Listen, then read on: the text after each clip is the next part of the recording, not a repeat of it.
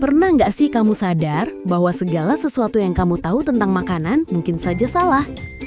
Bahwa di balik pisang yang biasa kamu makan pagi tadi, atau keju yang kamu taburkan di pasta malam ini, tersimpan rahasia-rahasia yang bakal bikin kamu geleng-geleng.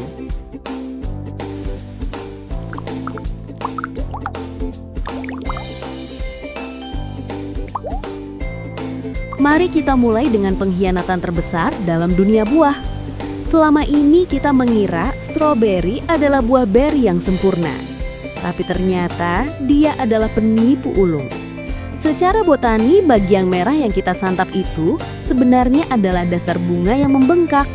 Bintik-bintik kecil di permukaannya, itulah buah sebenarnya. Masing-masing mengandung satu biji kecil. Jadi stroberi itu ibaratnya apartemen mewah yang ditempeli ratusan keluarga kecil. Lalu siapa bangsawan sejati di balik topeng sederhana? Pisang. Ya, pisang yang sering diinjak-injak monyet itu justru memenuhi semua syarat buah beri sejati. Dia memiliki biji di dalam, meski pisang modern sudah dikembangbiakan tanpa biji, dan berasal dari satu bunga dengan satu ovarium. Jadi lain kali kamu makan pisang, sadarilah bahwa kamu sedang menyantap buah beri sejati yang selama ini bersembunyi di balik kulit kuningnya. Sekarang bayangkan makanan yang bisa bertahan melewati peradaban.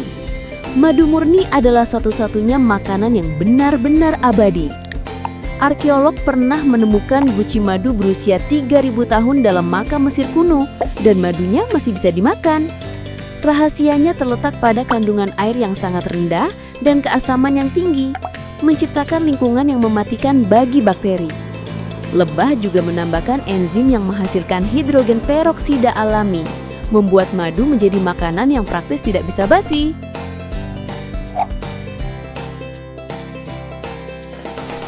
Tapi tidak semua makanan lahir dengan mudah. Tahukah kamu bahwa kacang mete yang gurih itu tumbuh dengan cara yang cukup dramatis? Dia menggantung di bawah buah yang disebut apel jambu mete yang berwarna merah atau kuning. Yang lebih mengejutkan, kulit kacang mete mengandung urusiol, racun yang sama dengan yang ditemukan pada tanaman poison ivy. Itulah sebabnya kamu never pernah melihat kacang mete dijual masih dalam cangkangnya di supermarket. Mereka harus melalui proses pengupasan dan pemanasan yang rumit untuk menetralkan racunnya. Dan mari kita bicara tentang penipuan terbesar dalam dunia manis, coklat putih. Jangan tertipu oleh namanya yang manis, karena sebenarnya dia bukanlah coklat sejati. Coklat putih tidak mengandung kokoa solids yang memberikan warna coklat dan rasa khasnya. Dia hanya terbuat dari cocoa butter, gula, susu, dan vanila. Jadi sebenarnya coklat putih itu lebih tepat disebut sebagai permen vanila mewah yang terbuat dari lemak kakao. Sekarang, bisakah kamu menebak barang apa yang paling sering dicuri dari supermarket di seluruh dunia? Bukan parfum mahal atau barang elektronik, tapi keju. Ya, keju menduduki puncak daftar barang yang paling sering dicuri secara global. Fenomena ini sampai punya nama khusus, Third Crime. Alasannya sederhana, harganya cukup tinggi, ukurannya kecil dan mudah disembunyikan dan punya pasar yang luas.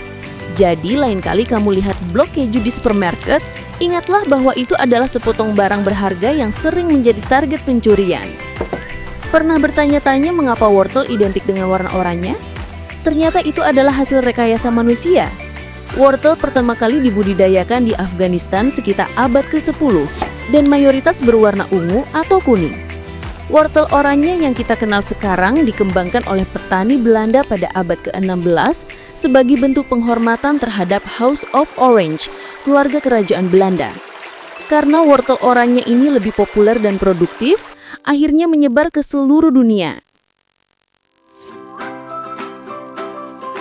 Sekarang mari kita bahas tentang buah yang bisa memasak mulutmu.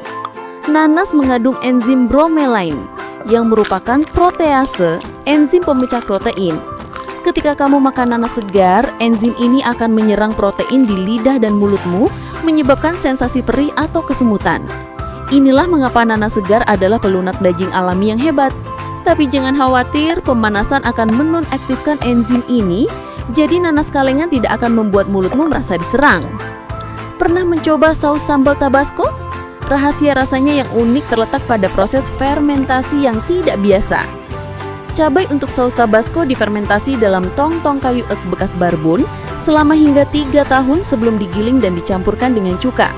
Proses fermentasi inilah yang memberikan kedalaman rasa yang khas pada saus ikonik ini. Dan bagaimana dengan kopi termahal di dunia? Kopi luwak yang legendaris itu dibuat melalui proses yang cukup unik melalui sistem pencernaan musang luwak. Biji kopi yang telah dimakan, dicerna dan dikeluarkan kembali oleh musang luwak mengalami fermentasi alami oleh enzim pencernaannya. Proses ini diklaim menghilangkan rasa pahit dan menambah kompleksitas rasa kopi. Terakhir, mari kita berimajinasi sejenak. Tahukah kamu bahwa jumlah permainan catur yang mungkin dimainkan jauh melebihi jumlah atom di alam semesta yang teramati? Variasi dalam permainan papan sederhana ini begitu luar biasa banyaknya, sehingga membuat kita sadar betapa tak terbatasnya kemungkinan dalam hal-hal yang tampak sederhana. Dunia makanan ternyata tidak hanya tentang rasa, tetapi juga tentang sejarah, sains, dan keunikan yang membuatnya begitu menarik untuk dijelajahi. Jadi, lain kali kamu duduk untuk makan, ingatlah bahwa di balik setiap gigitan, mungkin tersembunyi sebuah cerita menakjubkan yang menanti untuk ditemukan.